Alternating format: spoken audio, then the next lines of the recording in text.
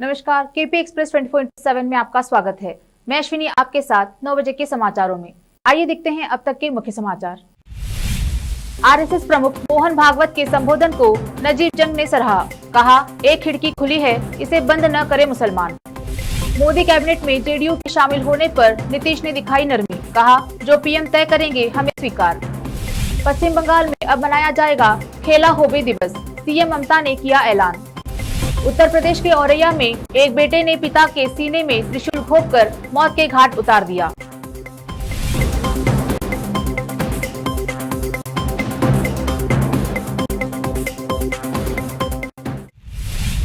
अब समाचार विस्तार से। आज कलबुर्गी शहर में पूर्व mayor and chairman Khusro charitable trust doctor Ashfaq Ahmed Chulbul की ओर से उनके वार्ड नंबर 25, जो अब वार्ड नंबर 21 हो गया है, में कोरोना की दूसरी लहर से पीड़ित 500 के लगभग गरीब लोगों को राशन किट्स और पैसे वितरण किया।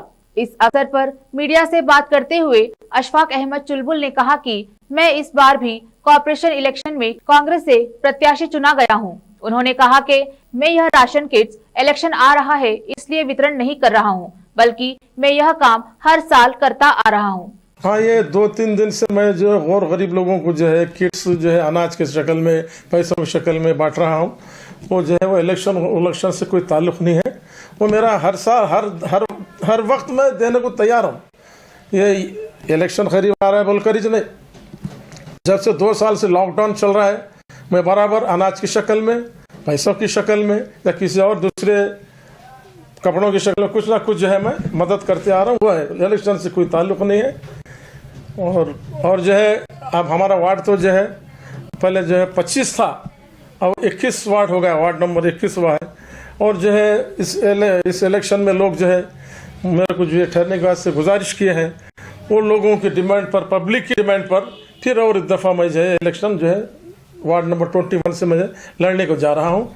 और मेरे पूरे 21 वार्ड से मैं गुजारिश करता हूँ कि एक दफ़ा मुझे इलेक्ट करेंगे तो जिस तरह मैं 3 दफ़ा जो मुंतखब हुआ कॉर्पोरेशन से, कॉर्पोरेटर बना, जैसा काम किया हूँ, कारकर्दगी किया हूँ, उससे अच्छे से अच्छा बेहतर में काम करने की कोशिश करूँगा।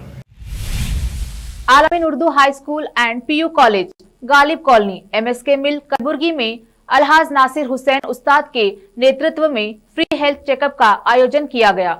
इसका आयोजन साजिद कल्याणी बारे हिल्स कलबुर्गी की ओर से किया गया था। यहाँ पे हेल्थ कैंप रखा गया था अलहाज नासिर हुसैन उस्ताद की सदारत में। अल्हम्दुलिल्लाह आज यहाँ पे बहुत सारे पेशेंट्स आए हैं। अल्हम्दुलिल्लाह अल्लाह ने मुझे आज यहाँ पे खिदमत करने का मौका दिया है। आगे भी इंशाल्लाह ऐसा जो भी कुछ भी काम रहेगा इंशाल्लाह मैं बढ़ चढ़ के काम करूँगा।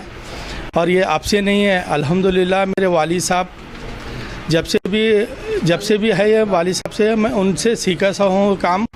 बहुत सारे खिदमात हैं महिला के लिए, एरिया के लिए, जो भी अच्छा हो काम या महिला के लिए काम हो, जो भी काम है हम बढ़ चढ़ के हम इसमें हिस्सा लेते हैं।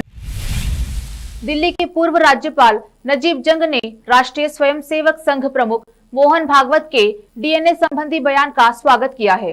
ये बात करते हुए जंग ने कहा कि भागवत जी ने बहुत बड़ी बात कही है। भागवत और पीएम नरेंद्र मोदी की बात सुनी जाती है। हिंदुस्तान का एकजुट होना जरूरी है, हमारा एकजुट होना जरूरी है। जंग ने इसके साथ ही कहा कि लीचिंग करना गलत है, गैर कानूनी है। संघ प्रमुख ने रामकृष्ण परमहंस की बात की, गुरु नानक का जिक्र किया। दिल्ली के पूर्व उपराज्यपाल ने कहा कि भागवत जी का भाषण बहुत सरल था, वह बहुत गंभीर बात कह गए हैं। लीचिंग के मुद्दे पर उन्होंने कहा कि जिन्होंने गलत किया उन्हें सजा होगी, दिलों की दूरियों में कमी लानी होगी। अब एक दरवाजा खुल रहा है, मुसलमानों को सोचना चाहिए कि एक खिड़की खुली है, इसे बंद न करे। मुझे विश्वास है कि ये बात आगे बढ़ेगी। करने वाले ये हिंदुत्व के खिलाफ जा रहे हैं, वो आतताई है। कानून के जरिए उनका निपटारा होना चाहिए, क्योंकि ऐसे केसेस बनाए भी जाते हैं तो बोल नहीं सकते आजकल कहाँ सही है कहाँ गलत है। लेकिन कानून को अपना काम करना चाहिए, तहकीकात करनी चाहिए ठीक से, बिना पार्शियलिटी किए सबका न्याय करना चाहिए और दोषी को सजा होनी चाहिए। हमको उसमें कोई गम नहीं। हिंदू मुसलमान एकता, हमारा तो विचार ऐसा है कि ये शब्द ही तो बड़ा भ्रामक है। ये दो है ही नहीं, एकता की बात क्या है? इनको जोड़ना क्या, ये जुड़े हुए हैं, ये जुड़े हुए हैं। और ये जब मानने लगते हैं कि हम जुड़े हुए नहीं हैं, तब दोनों संकट में पड़ जाते हैं। मनोरंजन, उन्होंने इसकी इमीडिएटली उसके बाद उसका क्लैरिफिकेशन दिया है कि आप हिंदू राष्ट्र कहिए या भारतीय राष्ट्र कहिए, और मैं समझता हूं कि इससे ज्यादा भागवत जी को और कुछ कहने की जरूरत भी नहीं है, क्योंकि उन्होंने अपने विचार साफ किए हैं और इन विचारों की जरूरत है हिंदुस्तान में आज की तारीख में। मुझे 1986-1985 के गोर्बाचोव याद आते हैं, जिन्होंने उस जमाने के यूएसएसआर में पेरेस्ट्रोइका शुरू किया था। आपको याद होगा कि पूरा यूएसएसआर एक खुलने लगा था, और वही मेरे ख्याल कोशिश आज माननीय भागवत जी ने की है कि जहां दिलों में संकीर्णता है, दिल बंद है, दिमाग अगर बंद है तो उनको खोला जाए। उनका पहला ये संकेत है हिंदुस्तान में कि हिंदू, मुसलमान, सिख, क्रिश्चियन एक ही डीएनए से आते हैं। हम लोग यहीं पैदा हुए हैं, हमारे पूर्वज यहीं पैदा हुए हैं, हम यहीं पले हैं, यहीं बड़े हैं, हमारा यही कल्चर है। आपने सुना है दिल्ली में गंगा जमनी कल्चर, ये हमारा कल्चर है। ये पीएम नरेंद्र मोदी के जल्द संभावित कैबिनेट विस्तार के पहले जनता दल यूनाइटेड और बिहार के सीएम नीतीश कुमार ने अपने रुख में नरमी के संकेत दिए हैं। गौरतलब है कि वर्ष 2019 के आम चुनाव में एनडीए की जीत के बाद सहयोगी दल जेडीयू ने कैबिनेट में अपेक्षित संख्या में मंत्री पद न मिलने के मुद्दे पर मोदी सरकार में शामिल होने से इनकार कर दिया था। बहरहाल नीतीश ने अब अपने रुख में नरमी के संकेत दिए। उन्होंने कहा, 2019 के घटनाक्रम के मुद्दे पर जो हुआ सो हुआ, जो भी माननीय प्रधानमंत्री निर्धारित करेंगे हम उसे स्वीकार करेंगे। नीतीश ने कहा, जेडीयू अध्यक्ष आरसीपी सिंह को बीजेपी से बातचीत को अंतिम रूप देने के लिए अधिकृत किया गया है। इस बार जेडीयू केंद्रीय कैबिनेट में शामिल होगा। स्वाति मालीवाल को एक बार फिर से दिल्ली महिला आयोग की अध्यक्ष बनाया गया है। वे लगातार तीसरी बार दिल्ली महिला आयोग प्रमुख का जिम्मा संभालेंगी। दिल्ली के मुख्यमंत्री अरविंद केजरीवाल ने दिल्ली महिला आयोग की मौजूदा टीम को एक और टर्म देने के फैसले पर मुहर लगाई। गौरतलब है कि स्वाति मालीवाल 2015 से लगातार दिल्ली महिला आयोग की प्रमुख है। दिल्ली के सीएम केजरीवाल ने ट्वीट करके स्वाति को बधाई दी है। उन्होंने लिखा, दिल्ली महिला आयोग अच्छा काम कर रहा है, उनका कार्यकाल खत्म हो रहा था, मैंने मौजूदा आयोग के एक और कार्यकाल को मंजूरी दी है। स्वाति जी और उनकी टीम को बहुत बहुत शुभकामनाएं, ऐसे ही अच्छा काम जारी रखिए। अब वक्त है एक छोटे से ब्रेक का। देश और दुनिया भर की खबरों के लिए देखते रहिए आपका अपना टीवी चैनल केपी न्यूज़ 24/7।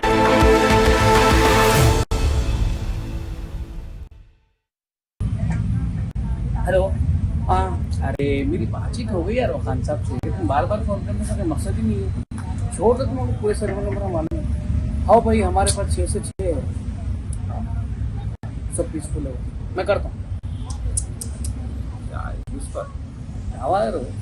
अरे भाई, कौन सी न्यूज जेन्युइन है, कौन सी न्यूज फेक है, कौन सी न्यूज नहीं है, कौन सी न्यूज पुरानी है, समझ में नहीं आ रहा। एक पे बता रहा 30 जनों को मारे, एक पे बता रहा 15 जनों को मारे। क्या है सही है, क्या गलत है, समझ में नहीं आ रहा। 1000 कंधों में नहीं जाना। केपी न्यूज़ 24/7 हिंदी चैनल है। हाँ, सीधा उसके ऊपर डाउनलोड करो, उसके बाद देखो पल पल की खबर आपको मिल जाती। अब भी डाउनलोड कर लेता हूँ। पहले सब्सक्राइब करो यूट्यूब पे। यस, आप लोग भी KP news 24/7 Hindi news channel है, इसको सब्सक्राइब करिए, अप टू डेट रहिए, जल्दी कीजिए।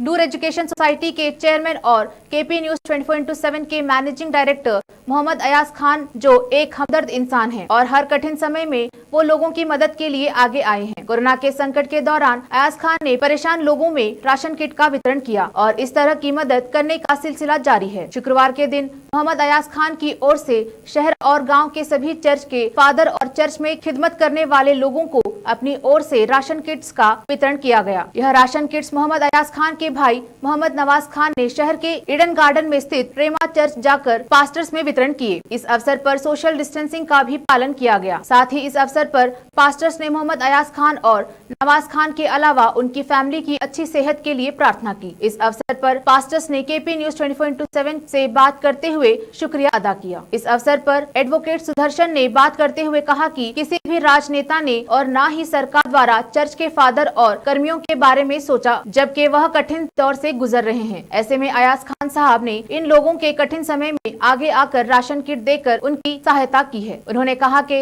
अयाज खान हमेशा किसी भेदभाव के बिना मुश्किल में रहे लोगों की मदद करते आए हैं। इसके लिए उनकी जितनी सराहना की जाए कम है। देश और दुनिया भर की खबरों के लिए देखते रहिए आपका अपना टीवी चैनल केपी न्यूज 24/7।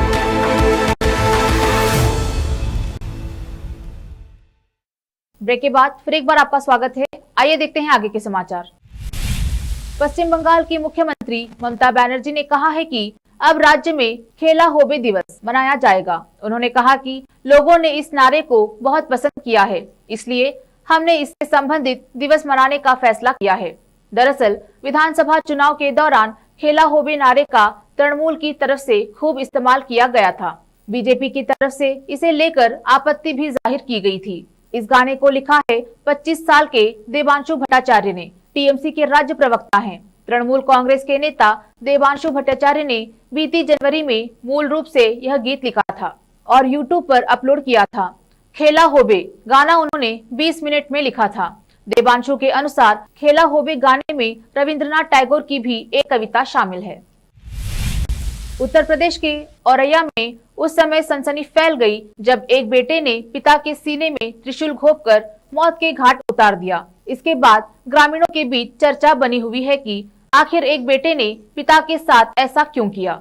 अब पुलिस मामले की छानबीन कर रही है और आरोपी की तलाश में जुट गई है। औरैया पुलिस ने बताया कि अजीतमल कोतवाली के भिकेपुर के रहने वाले अरविंद की हत्या के बाद से ही आरोपी बेटा शिवम फरार चल रहा है। फिलहाल शव को पोस्टमार्टम के लिए भेज दिया गया है और आरोपी की तलाश की जा रही है। आज तिब्बती धर्मगुरु दलाई लामा का जन्मदिन है। इस मौके पर प्रधानमंत्री नरेंद्र मोदी ने दलाई लामा के 86वें जन्मदिन पर उन्हें बधाई दी। प्रधानमंत्री ने अपने ट्वीट में बताया कि उन्होंने दलाई लामा से फोन पर बात की और उनको जन्मदिन की शुभकामनाएं दी। उन्होंने लिखा, आज तिब्बती धर्मगुरु दलाई लामा के जन्मदिन पर उनसे बात की और उन्हें 86वें जन्मदिन की शुभकामनाएं दी। हम उनके दीर्घायु और स्वास्थ्य जीवन की कामना करते हैं। छोटे पर्दे के सबसे पॉपुलर रियलिटी टीवी शोज में से एक तारक मेहता का उल्टा चश्मा टीआरपी लिस्ट में हमेशा टॉप 10 के भीतर ही नजर आता रहा है। शो का हर किरदार और कलाकार हिट हो चुका है और ये टीवी शो 3000 से ज्यादा एपिसोड पूरे करने के बाद कई मामलों में रिकॉर्ड बना चुका है। शो के बारे में तमाम तथ्य ऐसे हैं जो अब तक सामने आ चुके हैं, लेकिन फैंस के मन में शो के बारे में और ज्यादा जानने की जिज्ञासा हमेशा बनी ही रहती है। आज हम आपको शो से जुड़े कुछ ऐसे ही फैक्ट्स बताने जा रहे हैं जो आपको शायद ही मालूम होंगे। शो में जेठालाल के पिता चंपकलाल का किरदार निभाने वाले एक्टर अमित भट्ट को तो सभी जानते हैं, लेकिन क्या आप असली चंपकलाल के बारे में जानते हैं? कंफ्यूज होने की जरूरत नहीं है। दरअसल शो के फैंस ये बात अच्छी तरह से जानते हैं कि तारक मेहता का उल्टा चश्मा गुजराती के मशहूर कॉलमिस्ट तारक मेहता के कॉलम दुनियानु ऊंधा चश्मा से इंस्पायर्ड है। इस कॉलम में तारक मेहता आम आदमी की रोजाना की जिंदगी को लेकर व्यंग लिखा करते थे। कम लोग जानते हैं कि शो में दिखाया गया चंपकलाल का किरदार चंपक के रियल किरदार से काफी अलग है। शो के स्क्रीन प्ले के हिसाब से चंपकलाल यानी जेठालाल के पिता एक गुस्सैल पिता है जो बात बात पर उसे संस्कारों का पाठ पढ़ाया करते हैं, जबकि कॉलम वाले चंपकलाल एक चेन स्मोकर है जिनके हाथ में हर वक्त सिगरेट लगी ही रहती है। बता दें कि टीवी शो तारक मेहता का उल्टा चश्मा में चंपकलाल का किरदार 48 वर्षीय अमित भट्ट निभाते हैं। आखिर में फिर एक बार देखते हैं मुख्य समाचार। आरएसएस प्रमुख मोहन भागवत के संबोधन को नजीब जंग ने सराहा। कहा, एक खिड़की खुली है, इसे बंद न करे मुसलमान। मोदी कैबिनेट में जेडीयू के शामिल होने पर नीतीश ने दिखाई नरमी। कहा, जो पीएम तय करेंगे हमें स्वीकार। पश्चिम बंगाल में अब मनाया जाएगा खेला होबे दिवस, सीएम ममता ने किया ऐलान। उत्तर प्रदेश के औरैया में एक बेटे ने पिता के सीने में त्रिशूल घोंपकर मौत के घाट उतार दिया।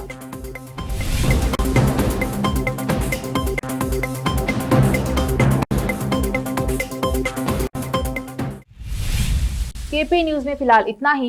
देश प्रदेश के समाचारों के लिए देखते रहिए केपी न्यूज 24/7। धन्यवाद।